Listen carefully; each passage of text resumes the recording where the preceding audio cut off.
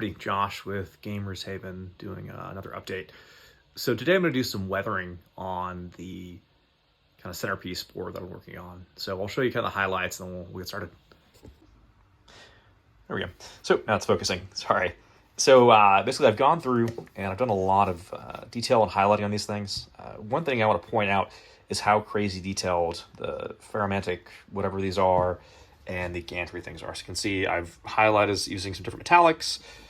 I've got some different golds, some coppers, some kind of aged golds, some bronzes. But these things are just so freaking detailed that it's nuts. So although I've added a lot of detail to them, I don't want to go crazy because it's terrain. It's going to get weathered down. I don't want to detract from the models too much.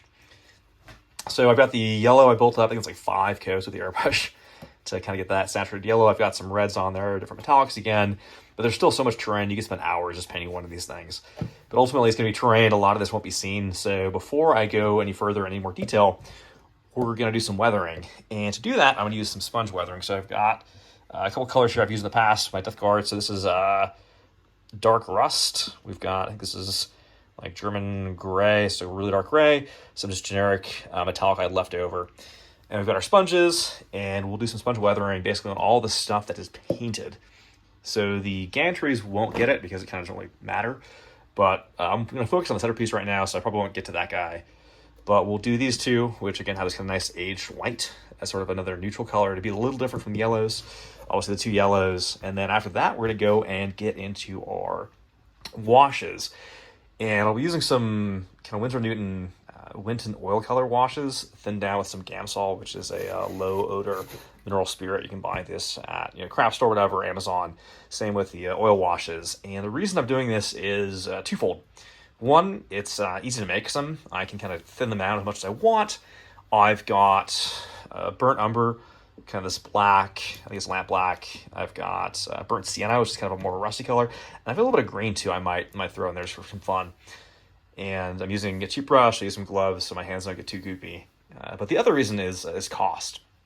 It makes it really cost efficient to do massive kind of chunks of terrain with this kind of wash versus, buying Citadel's Nuln Oil or Aggregate Earthshade or whatever else it is. So that's what we do right now. So I'm going to hit pause, we'll mount the camera, and we'll get on to weathering with sponges and then washing.